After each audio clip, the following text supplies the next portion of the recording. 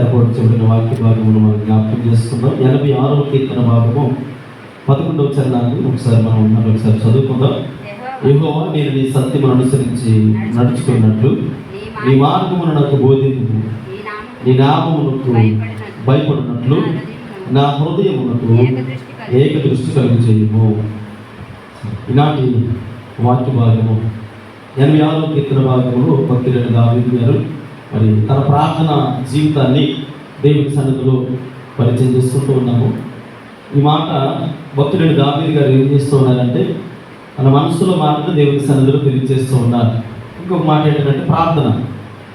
దావీదు దేవుని సన్నిధిలో ప్రార్థన చేస్తూ ఉన్నాడు. సర్వసాధారణంగా ప్రార్థన అనేటప్పటికీ మనందరికీ తెలుసు, ఎక్కడ లేనటువంటి అవసరతలు, ఎక్కడ లేనటువంటి గుంతమ్మ కోరికలు అన్నీ కూడా తీసుకొని చెక్కడ పెడతాం, దేవుని సన్నిధిలో పెట్టేస్తాం. కాబట్టి దేవుని సన్నిధిలో మనం మన అవసరతలు లేదా మన కోరికలను తీసుకొచ్చి దేవుని సన్నిధానంలో పెట్టడాన్ని మనం ఏమంటామంటే ప్రార్థన అంటాం. కానీ భక్తులని దావీదు అంటాడు ఇక్కడ ఒక రెండు మాటలు మనం జ్ఞాపకం చేసుకుంటూ ఉన్నాము.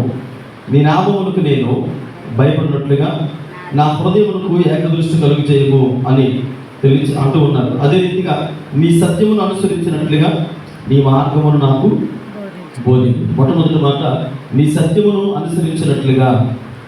చూడండి మాట 11వ మాట, నీ సత్యమును అనుసరించినట్లుగా నీ మార్గమును నాకు బోధింపుము అని భక్తుడైనటువంటి దావీదు గారు మాట్లాడుతూ ఉన్నారు. ప్రార్థన అంటే ఏంటంటే ఒక దైవజనుడు ఇలా అంటాడు, ప్రార్థన అంటే మన గొంతమ కోరికలని, మన అవసరతలను తీసుకెళ్లి దేవుని సన్నిధిలో పెట్టడం కాదు, కానీ ప్రార్థన అనగా మన పాపములను దేవునికి అప్పగించి దేవుని యొక్క ఆశీర్వాదంలో మనము పొందుకోవడమే ప్రార్థన అని. అంటే ఇందుకు నిర్వచనంగా మనం తీసుకోవచ్చు. అంటే మనలో ఉన్నటువంటి లోపాలు, మన బలహీనతలు, మన వాటకులు లేదా మన జీవితంలో మనం ఎదుర్కొన్నటువంటి ఫెయిల్యూర్స్ అన్నీ కూడా దేవునికి అప్పగించి, ప్రభా ఇదిగో నా ఫెయిల్యూర్, నా వాటమి లేదా నాకు ఉన్నటువంటి బలహీనతలు అన్నీ కూడా నేను నీకు అప్పగిస్తూ ఉన్నానని వాటిని తీసుకెళ్లి దేవుని పాదముల చెంత పెట్టి విజయాన్ని పొందుకోవడమే ప్రార్థన అని ఒక దైవజనుడు అంటూ ఉంటారు. అందుకని ఇక్కడ మనం జ్ఞాపకం చేసుకున్నట్లయితే అందుకే భక్తులని దావీదు అంటారు, నీ సత్యమును అనుసరించినట్లుగా నీ మార్గమును నాకు బోధింపుము. నీ సత్యమును అనుసరించినట్లుగా నీ మార్గమును నాకు బోధించము అని భక్తుడైనటువంటి దావీదు గారు తెలియజేస్తూ ఉన్నారు. అంటే ఇక్కడ మనం జాగ్రత్తగా జ్ఞాపకం చేసుకున్నట్లయితే సత్యమును అనుసరించినట్లుగా అనే మాట మనము జ్ఞాపకం చేసుకుంటూ ఉంటాం. దానితో అంటే సత్యము ఏంటి అని ఆలోచన చేస్తే ఎవరు సత్యం అంటే మనకు తెలుసు, యేసుక్రీస్తు ప్రభువు వారు ఏమన్నారు, నేనే సత్యము అన్నారు. కనుక అంటే సత్యము అనేటువంటి మాటను మనం జ్ఞాపకం చేసుకుంటే ఎవరిని అనుసరించాలి? దావీదు అంటాడు, ఏమని ప్రార్థన చేస్తూ ఉన్నాడు, ప్రభువా నాకు ఆస్తి కావాలి, లేదంటే ఐశ్వర్యం కావాలి, ఇంకా ఎక్కువ ధనం కావాలి అని దావీదు అడగలేదు. కానీ నీ సత్యమును అనుసరించినట్లుగా నీ మార్గమును నాకు బోధింపుము. ఏ మార్గం అది అని అంటే సత్యము అనగా యేసుక్రీస్తు ప్రభువు వారు. ఇప్పుడు సత్యమైనటువంటి దేవుడిని అనుసరించాలంటే ఖచ్చితంగా ఎలాంటి మనస్తత్వం కలిగి ఉండాలి? చాలా జాగ్రత్త కలిగి ఉండాలి. అంటే యేసుక్రీస్తు ప్రభువు వారు సత్యమైనారు కనుక ఆ మార్గంలో నడిచేటువంటి మనం ఎలా ఉండాలి అని కొన్ని విషయాలు నేను మీకు జ్ఞాపకం చేస్తూ ఉన్నాను. అనుసరించడం అని అంటే ఏంటి? అనుసరించడం అంటే కొంతమంది ఉంటారు కదా, మనకు తెలుసు అనుసరించడం వేరు, అనుకరించడం వేరు. అవునా? అనుకరించడం అంటే ఏంటి? ఇమిటేట్ చేయడం. ఎవరినైనా ఒక వ్యక్తి హెయిర్ స్టైల్స్ కానీ లేదా డ్రెస్సెస్ కానీ మాట విధానం కానీ మిమిక్రీ ఆర్టిస్టులు ఉంటారు కదా, వాళ్ళు ఏం చేస్తారు అంటే మక్కికి అలా యాస్టీస్గా దించేస్తూ ఉంటారు. దాన్ని అనుకరణ అంటూ ఉంటాం. కొన్నిసార్లు వాకింగ్ స్టైల్లో కూడా వెరైటీ కనబడుతూ ఉంటారు. ఏంటి అతను నడుస్తున్నాడు ఏంటి అంటారు. అంటే అతను ఏం చేస్తూ ఉన్నాడు? అనుకరిస్తూ ఉన్నాడు. అవతల వ్యక్తిని ఏం చేస్తూ ఉన్నాడు? ఇమిటేట్ చేస్తూ ఉన్నాడు. అంటే ఈరోజు మనము యేసుక్రీస్తు ప్రభువు వారిని ఇమిటేట్ చేసేవారిగా ఉండకూడదు. యేసు ప్రభు వారిని ఏం చేయాలి?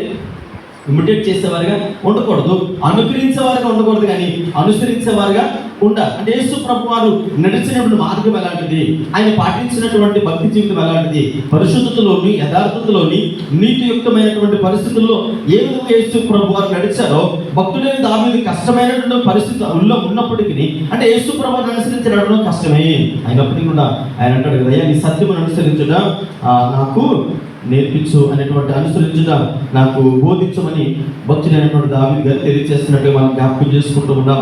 అందుకని దేవుని బిడ్డలుగా మన జీవితాలలో చాలా సందర్భాలలో మనుషులని అనుకరిస్తూ ఉంటాం. లోకంలో ఉన్నటువంటి కొన్ని పరిస్థితులను బట్టి చాలా సందర్భాలలో మనం అంటాం కదా, ఇతను సేమ్ అలాగే మాట్లాడుతున్నాడండి, ఇతను సేమ్ అలాగే నడుస్తున్నాడండి అని ఇంకొకరిని పోలుస్తూ ఉంటాం పోలికలలో. అందుకనే దేవుని బిడ్డలుగా మనం ఎవరిని అనుసరించాలంటే యేసుక్రీస్తు ప్రభువు వారిని మాత్రమే అనుసరించాలి. చూడండి, ఇర్మియా గ్రంథము 17:16 చదివితే భక్తుడైనటువంటి ఇర్మియా గారు అనుసరించుట అనే పదం గురించి ఈ రీతిగా మాట్లాడుతూ ఉన్నారు. చూడండి, ఇర్మియా గ్రంథము 17:16 చదివితే ఒక చక్కటి మాటను మనం జ్ఞాపకం చేసుకుందాం. అమ్మా, నేను నిన్ను అనుసరించి నేను నిన్ను అనుసరించి కాపురనై ఉండుట మానలేదు, ఘోరమైన దినమును చూడవలనని నేను కోరలేదు. చాలండి, ఇక్కడ చూసినట్లయితే మనం జాగ్రత్త గమనించండి. సత్యాన్ని అనుసరించకపోతే ఎవరు సత్యం అంటే యేసుక్రీస్తు ప్రభువు వారు. ఎవరి బిడ్డలుగా మీ జీవితాల్లో ఈ రాత్రికాల సమయంలో సాయంత్రకాల సమయంలో నేర్చుకోవాల్సినటువంటి ఒక చక్కటి మాట ఏంటంటే సత్యాన్ని అనుసరించి నడుచుకోవాలి. ఎవరా సత్యం అంటే యేసుక్రీస్తు ప్రభువు వారే. ఈ లోకంలో చాలా మంది అధికారులు ఉన్నారు, చాలా మంది ఉద్యోగులు ఉన్నారు, చాలా మంది అంటే కొంతమంది పేరు ప్రఖ్యాతులు గాంచినటువంటి వ్యక్తులు ఉన్నారు, ప్రపంచ ప్రఖ్యాతి గాంచినటువంటి శాస్త్రవేత్తలు, లేదంటే కొంతమంది ప్రపంచంలో కొంతమంది ఉంటారు. నేను ఇలా సైంటిస్ట్ అవ్వాలి అంటే ఎవరిలా అవ్వాలనుకుంటూ ఉన్నామంటే నేను ఏదైనా నోటల్ లాగానో లేదంటే ఎవరెవరో పేర్లు పెట్టుకుంటూ ఉంటారు. అంటే ఎందుకు అతను వాళ్ళే ఎందుకు అలా మీరు అనుసరిస్తూ ఉన్నారంటే అతని మార్గాలన్నీ కూడా అతని నడవడికంతా కూడా బాగుంటుంది. అంటే అతను అనుసరించినటువంటి మార్గం చాలా గొప్పది. ఈ రోజు అతను విజయం సాధించినట్టు దానికి కారణం ఏంటంటే తను తీసుకున్నటువంటి ఒక చక్కటి మంచి నిర్ణయాలు అని అంటూ ఉంటాం. అందుకని దేవుని బిడ్డలుగా ప్రత్యేకించి దేవుని సన్నిధిలో వాక్యానుసారంగా పెరుగుతున్నారు కనుక మీ ఆలోచనలు ఎలా ఉండాలి అని అంటే మనుషులను అనుకరించడం కాదు, దేవుడిని ఏం చేయాలి? అనుసరించాలి. ఎప్పుడైతే మనం మనుషుల్ని అనుకరిస్తామో వారిని మనం ఆధారం చేసుకుని నడుస్తూ ఉంటామో ఖచ్చితంగా మన జీవితాల్లో ఎక్కువ వినియోగపడుతూ ఉంటుంది, ఫెయిల్యూర్ కనబడదు. భక్తులని దావీదు అంటాడు, అందుకని మనుషులు నమ్ముకున్నట్టు కంటే యెహోవాను ఆశ్రయించుట మేలు అంటూ ఉన్నాడు. అంటే మనుషులు తన ముందు పెట్టుకోలేదు కానీ దేవుని ఆధారం చేసుకున్నట్లుగా చూడగలుగుతున్నాడు. అందుకని ఇర్మియా భక్తుడు ద్వారా అంటాడు, అయ్యా నేను సేవకుడిగా ఉన్నాను. ఎలా ఉన్నాను అంటున్నాడు అక్కడ, అయ్యా నేను సేవకుడిగా ఉన్న దినములలో నేను నేనేం చేయడం లేదు, అనుసరించడము మానలేదు. ఒకవేళ అనుసరించడం మానేస్తాం అనుకోండి, అనుసరించడం మానేస్తాం, కొద్ది కాలం దేవుని సన్నిధికి వచ్చాం, పాటలు పాడుతూ ఉన్నాం, వాక్యం చదువుతూ ఉన్నాం, దేవుని సన్నిధిలో ప్రార్థన జీవితం గడుపుతూ ఉన్నాం, కొంతకాలం దేవుని సన్నిధిలో అనుసరించి ఒకవేళ మానేస్తాం అనుకోండి దేవుని సన్నిధిలో ఏమవుతుందట. చూడండి, ఇర్మియా గ్రంథం 17:16 ఏమనుంది అక్కడ, నేను నిన్ను అనుసరించుట ఘోరమైన దినమును చూడవలనని నేను కోరలేదు. దేవుడిని అనుసరించడం మానేస్తే మన జీవితంలో ఘోరమైన దినాలు వస్తాయట. ఏంటి ఘోరమైన దినాలంటే చాలా సందర్భాలు ఉంటాయి కదా, నేను చాలా ఘోరంగా విఫలమైపోయానండి, నేను చాలా ఘోరంగా నష్టపోయానండి, నేను చాలా ఘోరంగా వాటిని పాలయ్యానండి, నేను చాలా ఘోరంగా అంటే ఘోరం అనే పదం ఎప్పుడు వస్తుంది? చాలా ఘోరము అనే పదం ఎప్పుడు వస్తుంది? ఖచ్చితంగా ఒక వ్యక్తి యొక్క జీవితంలో అతి భయంకరమైనటువంటి వాటం ఎదురైనప్పుడు మాత్రమే ఆ పదం వాడుతాం. అందుకనే ఇర్మియా భక్తుడు ద్వారా మాట్లాడుతూ ఉన్నాడు, ఏమంటున్నాడంటే దేవుడిని అనుసరించడం మానేస్తే ఏమొస్తుందంటే మన జీవితంలో ఘోరమైనటువంటి వాటములు ఎదురు చూడవలసి వస్తుంది. కనుక దేవుని సన్నిధానంలో మనం ఎలా ఉండాలి అంటే దేవుడిని విడిచేవారిగా కాకుండా దేవుని నామమును గణపరిచేవారిగా, లోకాన్ని విడిచి దేవుడిని సంతోషపెట్టేవారిగా ఉండాలని దేవుని సేవకుడిగా మనం చేస్తూ ఉన్నాం. చూడండి, మరొక మాట మనం జ్ఞాపకం చేసుకుందాం. ఒకటి, నీ సత్యమును అనుసరించుడు నాకు బోధించుము అన్నారు. అదే 11వ చరణంలో మరొక మాట, నీ నామమునకు భయపడినట్లు నా హృదయమునకు ఏక దృష్టి ఏం చేయాలట? నీ నామమునకు భయపడినట్లు, దేవుని నామమునకు భయపడినట్లు ఏకదృష్టి అంటే ఏకదృష్టి అంటే ఏంటి? ఏకదృష్టి అంటే ఏంటి? ఏకాగ్రత అంటాం కదా మనం. ఏకాగ్రత అంటే ఇంక దేవుడు తప్ప మన దృష్టిలో ఇంకెవ్వరు కూడా కనబడకూడదు. మన యొక్క ఆలోచన విధానంలో ఎవరు ఉండాలి అంటే యేసుక్రీస్తు ప్రభువుల వారే ఉండాలి. ఎవరి బిడ్డలుగా అంటే ప్రతి అనువనువున మీ ఆలోచన విధానంలో మొట్టమొదటిగా దేవుని సన్నిధిలో సత్యమును అనుసరించాలి. రెండవది, ఆ సత్యం ఎవరు అనేది మీకు తెలిసి యేసుక్రీస్తు ప్రభువుల వారే కనుక సత్యాన్ని అనుసరించినప్పుడు విజయాలు కోకొల్లదిగా మన జీవితంలో దేవుడు ఇవ్వడానికి ఇష్టపడుతూ ఉన్నాడు. ఎప్పుడైతే సత్యాన్ని అనుసరించమో వాటములు వాటంతటవే ఘోరమైనటువంటి వాటములు చవి చూడవలసినటువంటి సందర్భాలు వస్తాయి. తర్వాత రెండవది దేవుని నామమునకు భయపడేవారిగా ఉండాలి. అయ్యి ఉండాలంటే యేసుప్రభు వారిని నమ్ముకుంటే నమ్మకపోతే ఏంటి అనేటువంటి ఆలోచన మన జీవితంలో ఉండకూడదు. రెండు హృదయాల మనస్తత్వాలు, ద్వంద్వ మనస్సు అంటారు కదా, విమర్శకులు అంటారు.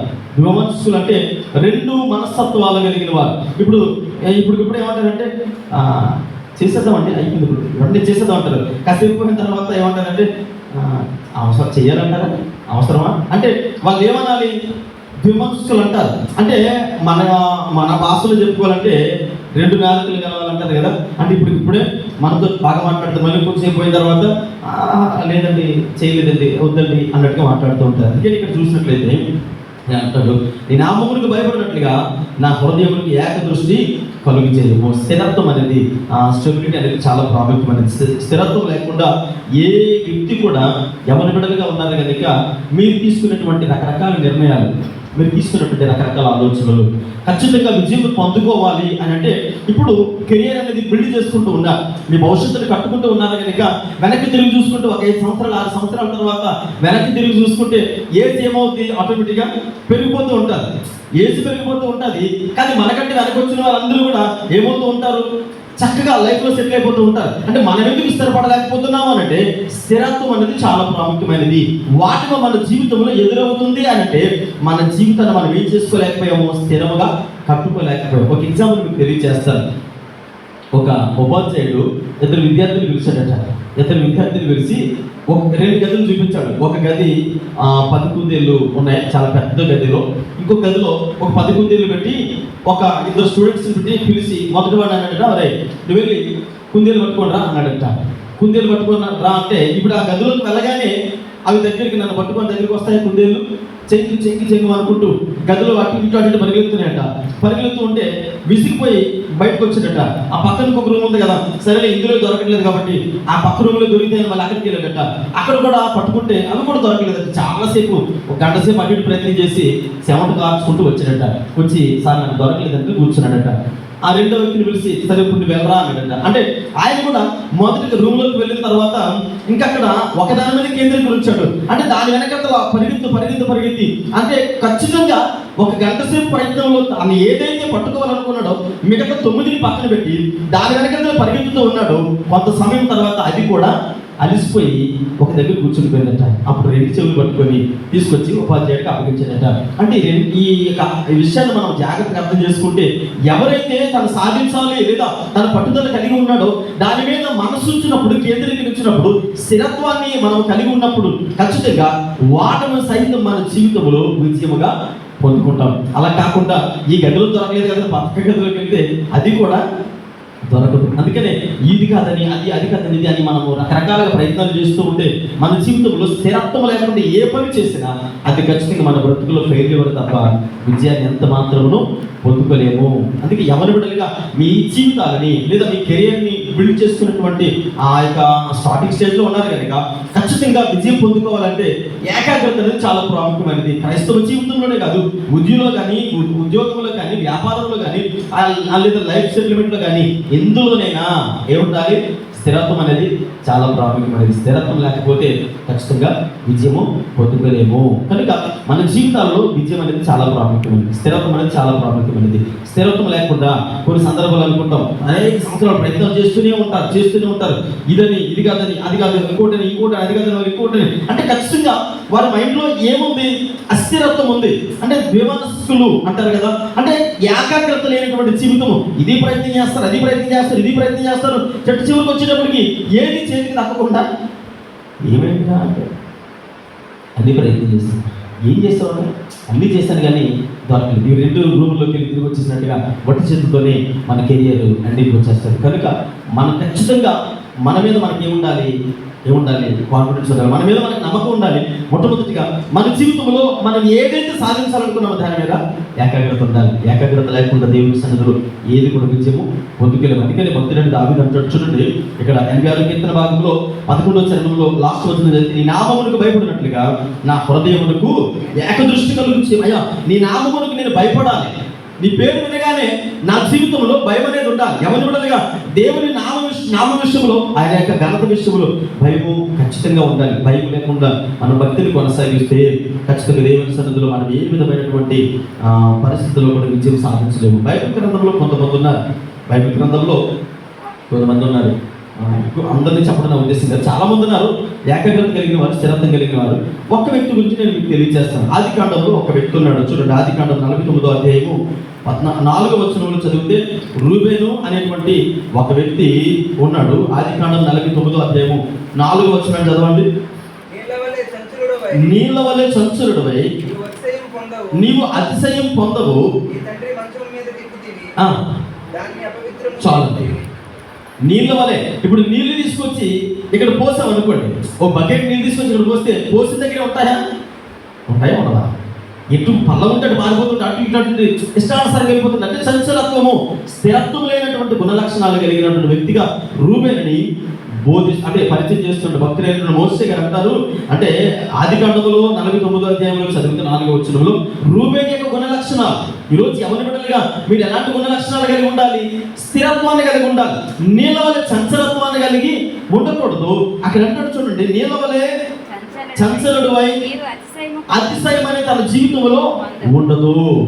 ఒక వ్యక్తి అతిశయము, ఒక వ్యక్తి ఘనత, ఒక వ్యక్తి పేరు ప్రఖ్యాతులు సంపాదించాలంటే ఖచ్చితంగా ఏం కలిగి ఉండాలి? స్థిరత్వం అనేది చాలా ప్రాముఖ్యమైనది. భక్తుడైన దావీదు దేవుని సన్నిధిలో స్థిరత్వాన్ని కలిగి ఉన్నాడు. అందుకే ఆయన అంటాడు కదా, అయ్యా ఇన్ని అందు భయభక్తులు కలిగి ఉన్నాడు, నాకు ఏకదృష్టి ఏకాగ్రత కలిగించే ప్రభువా దేవుని సన్నిధిలో అడుగుతూ ఉన్నాడు. మరి మరొక వచ్చిన భాగం మనం చదువుకుని యాకోబు రాసిన పత్రిక 1వ అధ్యాయము 7వ వచనంలో చదివినట్లయితే భక్తులైనటువంటి యాకోబు గారి రీతిగా తెలియజేస్తూ ఉన్నారు. యాకోబు పత్రిక 1వ అధ్యాయము 7వ వచనం చదువుకుందాం. అటు మనుష్యుడు విమర్శుడై తన సమస్త మార్గముల యందు అస్థిరుడు కనుక. ఈ మాట జాగ్రత్తగా ప్రతి ఒక్కరు ఎవరి బిడ్డలుగా ఉన్నారు కనుక మీ డైలీ ఏదైతే మెయింటైన్ చేస్తూ ఉన్నారో అక్కడ ఈ సెంటెన్స్ జాగ్రత్తగా రాసుకోండి. ఏమున్నది? మరొకసారి చదువు గట్టిగా. అట్టి మనుష్యుడు విమర్శుడు కనుక తన సమస్త మార్గముల యందు అస్థిరుడు కనుక ప్రభువు వలన తనకి ఏమైనా దొరుకునని తలంచుకొనకూడదు. మనం ఎలా ఉన్నామంట? అస్థిరులుగా ఉన్నాం. అంటే స్టెబిలిటీ అనేది లేదు, స్థిరత్వం అనేది లేదు.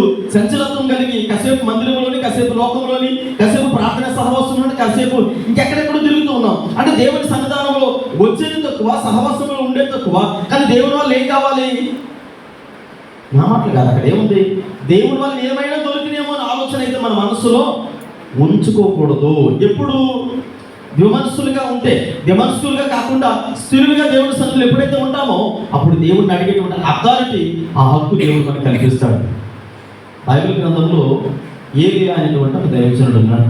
అతని కాలంలో ఇజ్రాయేల్ ప్రజలు ఎలా ఉండేవారట? రాజుల గ్రంథంలో చదవవసరం లేదు. ఏలియా కాలంలో ఇజ్రాయేల్ ప్రజలు 2 తలంపుల మధ్యని నలిగిపోతూ ఉండేవారట. 2 తలంపులు అంటే, ఇప్పుడు యెహోవా దేవుడు పక్కన ఉన్నాడు, ఏలియా దేవుడి గురించి పరిచయం చేస్తూ ఉన్నాడు. ఒక పక్కనేమో బయలుదేవతలని ఆరాధించేటువంటి, పూజించేటువంటి భక్తులు ఒక పక్క ఉన్నారు. ఇప్పుడు వీళ్ళ మధ్యలో ప్రజలు ఏమవుతున్నారంటే, అసలు యెహోవా దేవుడు గొప్పడా, యెజ్బెల్ అంటే బయలుదేవతలు గొప్పదా? ఎవరు గొప్ప వాళ్ళు? బయలుదేవతల వైపు దాదాపుగా 400 మందికి పరిచయకున్నారు. ఇప్పుడేమో యెహోవా వైపు ఎవరున్నారు? ఒక్కడే ఉన్నాడు. అంటే ఏ దేవుడు గొప్పోడు అని ఈ 2 తలపుల మధ్యలో ప్రజలందరూ సతమతమైపోతూ ఏ దేవుడు గొప్పోడు? ఇప్పుడు ప్రజలు తినడానికి ఆహారం కావాలి, కట్టుకోవడానికి వస్త్రాలు కావాలి, జీవించడానికి అంటే అన్ని మౌలిక సదుపాయాలు కావాలి. కాబట్టి ఎవరిని ఆశ్రయిస్తే మన జీవితంలో వేలు జరుగుతుంది అని 2 తలపుల మధ్యలో ఉంటే దైవజనుడు ఏలియా వచ్చాను కదా, ఎంతకాలం మీరు 2 తలంపుల మధ్య ఉంటారు? ఎంతకాలం 2 తలంపుల మధ్య ఉంటారు? ఏ దేవుడు గొప్పవాడో, అంటే బయలుదేవుడు గొప్పవాడా, యెహోవా దేవుడు గొప్పవాడా అనేటువంటి సందేహం మధ్యలో ఉన్నారు కదా. అంటే ఎంతకాలం ఏం చూస్తారు? ఇజ్రాయెల్ జనాంగమును ఐగుప్తు నుంచి విడిపించింది ఎవరు? అంటే ఇన్ని అద్భుత కార్యాలు, ఆశ్చర్య కార్యాలు చేసినటువంటి దేవుణ్ణి ఇంకా విడిచిపెట్టి 2 తలంపుల మధ్య ఉంటారు అని అంటే ఎవరి బిడ్డలుగా దేవుని సేవకుడిగా నేను మీకు ఒక మాట హెచ్చరిస్తూ ఉన్నాను. అనేక సంవత్సరాలుగా మన పితరులకు సరైనటువంటి ఎడ్యుకేషన్ లేదు, ఉందా లేదా? మన తాత ముత్తాతలు సరిగ్గా ఇప్పుడు మన వల్లే చక్కగా డిగ్రీలని ఎంత మంచి క్వాలిఫికేషన్ కలిగి ఉన్నారా? ఇప్పుడు బైబిల్ మీద నాలెడ్జ్ ఉందా అని అంటే దేవుడు అంటే భయభక్తులు ఉన్నాయి. అంటే బైబిల్ మీద అంత గ్రిప్పు లేదు. కానీ ఈ రోజు మీ వరకు వచ్చేటప్పటికి బైబిల్ని అనార్కలంగా చదవగలరు. అంటే ఏదైనా ఒక వచనం నుంచి దీని మీద ఒక అసైన్మెంట్ తయారు చేయడం అంటే కాస్త కోస్త ఖచ్చితంగా ఒక 2-3 పేజీలని మీరు రాసుకొని రాగలరు. దేవుడు ఆ కృప ఆధిక్యతను దేవుడు మీకు ఇచ్చాడు. అంటే వాక్య పరిజ్ఞానం వచ్చులు మీరు ఏమున్నారు, కొంచెమైనా ఎదుగున్నారు కనుక ఈరోజు దేవుడు చేసే కార్యాలు ఎంతవరకు మన జీవితంలో ఉపయోగంగా ఉన్నాయి. దేవుడు అద్భుతకరుడు, ఆశ్చర్యకరుడు, ఆలోచనకర్త, అంటే గొప్ప కార్యాలు చేసినటువంటి దేవుడు అని మనకు తెలుసా తెలియదా?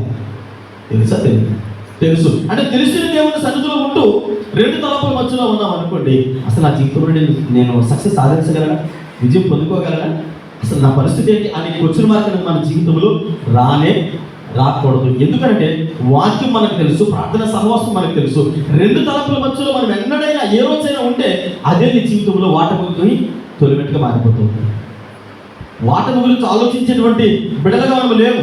ఎందుకంటే దేవుడి జీవితాన్ని విజయ తీరాలకు నడిపించడానికి తన సన్నిధిలో పిలుచుకున్నాడు తప్ప వాటను చవి చూసి అవమానాలకు గురయ్యి ఏమంటే నేను ఒక మాట అడుగుతాను, నాకు తెలియపెడతాను. ఎప్పుడైనా దేవుని మందిరానికి ఈ లోకంలో తాగి అందరలాడుతూ ఇచ్చలుడికి తిరిగినటువంటి వ్యక్తి లేదా యవనస్తుడు దేవుని మందిరానికి వచ్చి చెడిపోయిన వారు ఎవరైనా ఉన్నారా? నా ప్రశ్న మీకు అర్థం కాలేదండి. లోకంలో ఉన్నాడు, ఒకప్పుడు తాగుతూ తిరుగుతూ వెచ్చలుడిగా ఉన్నాడు. దేవుని మందిరానికి వచ్చాడు. దేవుని మందిరానికి వచ్చి వాక్యానుసారంగా పెరుగుతూ ఉన్నాడు. 2-3 సంవత్సరాలు అయిన తర్వాత లోకంలో ఉన్నప్పటికీ దేవుని మందిరంలో ఉన్నప్పటికీ తేడా ఏంటి? లోకంలో ఉన్నప్పుడు తాగేసి అక్కడ పడిపోయాడు. దేవుని మందిరానికి వచ్చినప్పుడు చక్కగా మంచిగా బట్టలు వేసుకుంటూ ఉన్నాడు. ప్రార్థన సహవాసంలో ఇన్ టైంలో వస్తూ ఉన్నాడు. ప్రతి ప్రార్థన సహవాసంలో పాల్గొంటూ ఉన్నాడు. కెరియర్ని చక్కగా కట్టుకుంటున్నాడు. తన భార్య పిల్లలతో హ్యాపీగా ఉంటూ ఉన్నాడు. అంటే లోకంలో ఉన్నప్పుడు ఎప్పుడు ఎక్కడ పడిపోయాడు కూడా తెలియదు. అంటే ఇప్పుడు ఈ రెండిట్లో లోకంలో ఉన్నప్పుడు బాగున్నాడా, దేవుని మందిరంలో ఉన్నప్పుడు బాగున్నాడా అంటే మీరేం చెప్తారు? చెడిపోయిన పాడైపోయినా. అంటే దేవుని మందిరానికి చెడిపోయిన వారు ఎవరు కూడా లేరు. కాబట్టి దేవుని బిడ్డలుగా లోకముల వారికి మీకు చాలా వేరియేషన్ ఉంది. మీరు దేవుని సన్నిధిలో ఎప్పుడు ఏం ఆలోచించాలంటే నా దేవుడు నా జీవితంలో విజయం తప్ప వాటము ఎన్నడూ నాకు ఇవ్వడు. ఇది ఫిక్స్ అయిపోవాలంటే దాని మీద ఎప్పుడైతే మనం బేస్ అవుతామో ఖచ్చితంగా విజయం మనం అడగకుండానే మన పాదాలకు దాసోహం అయిపోతుంది. ఎందుకంటే వాక్యం అది తెలియజేస్తూ ఉంది. అయినట్టు ఉన్నాడు కదా, 2 తలపుల మధ్య మనం ఎన్నడూ కూడా ఉండకూడదు. నమ్మదగినటువంటి దేవుడు కనుక అందుకనే వాక్యం తెలుస్తుంది, నమ్మటి నీ వలన అయితే నమ్మవానికి సమస్తమును సాధ్యం. మరి 2 తలపుల మధ్య ఎందుకు ఉంటాం? ఇక్కడ ఏలి అదే అన్నాడు, మీరు ఎంతకాలం 2 తలపుల మధ్య ఉంటారు? రండి, ఎవరు నిజమైనటువంటి దేవుడో నేను నిరూపిస్తాను అనగానే మనకు తెలుసు ఆ స్టోరీ అంతా కూడా. ఉదయం సాయంత్రం దాకా బయలుదేరుతాను ఆరంభించేటువంటి ఆ భక్తులందరూ కూడా శరీరాలను కోసుకుంటూ నాట్యం చేస్తూ అన్నీ చేస్తూ ఉన్నారు. ఏ విధమైన ఉపయోగపడలేదు. సాయంత్రకాల సమయంలో పొద్దుగురికే వేళలో ఏలియా వచ్చి అంటాడు, ప్రభువా నీవు నిజమైన దేవుడు అని నాకు తెలుసు, నేను నమ్ముతూ ఉన్నాను అనగానే ఆకాశం నుంచి అగ్ని దిగి కట్టెల మీద ఉంచినటువంటి బలి పశువును దహించినట్టుగా మనం చూడగలుగుతూ ఉన్నాం. అంటే విజయం పొందుకోవడము చాలా సులువు. దేవుని బిడ్డలుగా మన జీవితంలో ఒకటి సత్యములను అనుసరించాలి దేవుని సన్నిధిలో, రెండవది ఆయన నామం పట్ల భయభక్తులు కలిగి ఉండాలి. ఎప్పుడైతే ఈ 2 మనం పాటిస్తామో మన జీవితంలో దేవుడు విజయం ఇవ్వడానికి మరి సంసిద్ధుడిగా ఉన్నాడని దేవుని సేవకుడిగా తెలియజేస్తూ ఉన్నాను. చూడండి, బైబిల్ గ్రంథంలో మనం జాగ్రత్తగా ఆలోచించినట్లయితే ఒక వ్యక్తి ఉన్నాడు, మోసే గారు, తెలుసు కదా బైబిల్ గ్రంథంలో. ఆయన ఐగుప్తులో నుంచి పారిపోయాడు. మోయాబు దేశానికి వెళ్ళిపోయిన తర్వాత అక్కడ మిద్యాను అరణ్యంలో గొర్రెలు కాసుకుంటూ ఉన్నాడు. మిద్యాను అరణ్యంలో గొర్రెలు కాసుకుంటున్నప్పుడు జనరల్గా ఆయన ప్లేస్లో మనం ఉన్నాం అనుకోండి, యవనస్తులు కనుక కొద్ది తీర్చేద్దాం. మిద్యాను అరణ్యంలో గొర్రెలు కాసుకుంటూ ఉన్నాం, కొద్ది అంత చాలా గట్టిగా తగులుతూ ఉంది. కాళ్ళకి చెప్పులు ఎంతకాలం ఉంటాయి? అరణ్యంలో ఉన్నప్పుడు ఖచ్చితంగా తెగిపోతూ ఉంటాయి, లేదా కొద్దిగా టైం మీద ఇంటి మీద తిరగకపోవచ్చు. అంతపురంలో ఉన్నప్పటికీ అడవిలో ఉన్నప్పటికీ తేడా ఉంటుందా? అంతపురంలో అన్ని సౌకర్యాలు ఉంటాయి, అడవిలో ఎలా ఉంటుంది? అరణ్యంలో అంతపురానికి అరణ్యానికి వేరేషన్ ఉంది. అరణ్యంలో ఎండ ఉంటుంది, చలి ఉంటుంది, ఆ క్రూరమైనటువంటి మృగాలు ఉంటాయి, చాలా భీకరమైనటువంటి పరిస్థితి, టైంకి తిండి ఉండదు, సరైనటువంటి వస్త్రాలు ఉండదు, అన్ని సౌకర్యాలు సౌలభ్యం అంతా కూడా ఎక్కడుంది? మోసేకి అక్కడ అంతపురంలో ఉంది. అంతపురంలో నుంచి పారిపోయి ఎక్కడున్నాడు?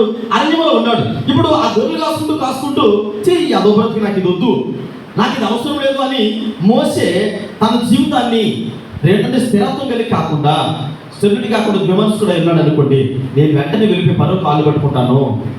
ఎందుకంటే పరో కుమార్తె మోసేకి తల్లి కదా, నన్ను పెంచింది కదా, తప్పైపోయిందమ్మా ఉడితే కొట్టు అని వెళ్ళి అక్కడ కాళ్ళు పట్టుకుంటే ఆలోచన చేద్దాం. ఒకవేళ వచ్చి అయ్యా నేను ఐగుప్తుడినే, నేను నీ బిడ్డనేనయ్యా, నీకు మనవడిని అవుతాను, ఏదో చూసుకుంటూ అన్న మీద తిరగబడ్డాడు కాబట్టి నేను కొట్టేసి చంపేస్తాను అని ఒకవేళ మోసే వచ్చి కాంప్రమైజ్ అయిపోయి వచ్చి ఐగుప్తు రాజు యొక్క పాదాల మీద పడితే పరిస్థితి ఎలా ఉండేది? కాంప్రమైజ్ అయితే ఎలా ఉండేది? చంపేస్తారా? తను పెంచినటువంటి సంపరిస్తాడా? ఎందుకని అంటే తన తప్పు తను తెలుసుకున్నాడు కాబట్టి, సరే అంతపురంలో నేను ఎంతో ఇష్టపడి పెంచుకున్నాను కదా, ఇంత చిన్నప్పటి నుంచి పెంచుకున్నాను డాడీ, వదిలేండి, ఎవడో చచ్చిపోయింది ఎవడో సైనికుడే కదా అని ఖచ్చితంగా మోసేకి చాలా ఉన్నతమైనటువంటి జీవితాన్ని అప్పగించేవారు. కానీ మోసే వెనక్కి తిరిగి చూడలేదు. దేవుని సన్నిధిలో ఉండేటువంటి నింద, దేవుని సన్నిధిలో ఉండేటువంటి ఆ గొప్ప అవమానం, దేవుని కొరకు నేను ఎంత దూరమైన ప్రయాసపడతాను అని దేవుని సన్నిధిలో స్థిరత్వాన్ని కలిగి ఉన్నాడు తప్ప మరలా తిరిగి వెనక్కి రాలేదు, అంతపురంలోకి రాలేదు. అందుకనే ఇక్కడ మనం జాగ్రత్తగా గమనించాడు. దేవుని బిడ్డలుగా మనం ఎలా ఉండాలి అని అంటే, దేవుని సన్నిధిలో ఒక్కసారి దేవుని నామాన్ని అంగీకరించిన తర్వాత, దేవుని బిడ్డలుగా పేరు పెట్టుకున్న తర్వాత, ఎవరి బిడ్డలుగా మీ యొక్క నడవడిక జీవితాన్ని మరలా తిరిగి లోకం వైపు, మందిరంలో ఒకరోజు అంటే ఒక శనివారం వచ్చి మిగతా రోజులంతా లోకంలో ఉన్నాయి కదా, లోకానికి దాసోహం అయిపోయి లోకానికి ఎక్కువ ప్రాధాన్యత ఇస్తే, లోకానికి ప్రాధాన్యత ఇస్తే నువ్వు స్థిరుడుగా ఉన్నవాడివి కావు, దేవుని నామానికి భయపడేవాడివి కావు. ఖచ్చితంగా వెనక్కి తిరిగి చూసుకుంటే మన బ్రతుకులు ఏం కనబడతాయి? అన్నీ వాక్యంలో చూడండి. చివరికి ఒక వాక్య భాగం చదివి ముగించుకున్నాం. ఇర్మియా గ్రంథము 32వ అధ్యాయము 39వ వచనం చదవండి. ఇర్మియా గ్రంథం 32వ అధ్యాయం 39వ వచనం. మరియు వారికి వారి కుమారులకు మేలు కలుగుటకై వారు నిత్యము నాకు భయపడుతున్నట్లుగా ఏక హృదయమును ఏక మార్గమును చాలు. ఎవరిని బిడ్డలుగా మరలా చెప్తూ ఉన్నాను, మనము దేవునికి భయపడినట్లుగా దేవుడు ఏం కలుగు చేస్తాడట? ఏక హృదయము ఏక మార్గము, ఒకే మార్గము. సత్యం అనుసరించి నడుస్తూ ఉన్నాం కాబట్టి మార్గం అనేది వైదొలిగిపోకూడదు. తర్వాత ఏక హృదయము, దేవుని పట్ల తప్ప ఇంక లోకం పట్ల హృదయాన్ని వెచ్చనివిడిగా వదిలిపెట్టకూడదు. ఎప్పుడైతే హృదయాన్ని లోకం వైపు వదిలేస్తామో హృదయము ఏం చేస్తుంది? చాలా భయంకరమైనది కనుక అనేక రకాల ఆలోచనలు కలిగి ఉంటుంది, మనల్ని లోకంలోకి మరలా తిరిగి లాగేస్తుంది. కనుక ఎప్పుడైతే మనం ఇలా ఉంటామో రెండే విషయాలు తెలియజేస్తున్నాం. ఒకటి ఆయన సత్యమును అనుసరించే విధంలో ఆయన బోధన వచ్చి ఆగట్టగా మనం మన జీవితంలో అందించుకోవాలి. రెండోది ఆయనకి భయపడే వారిగా ఉండాలి.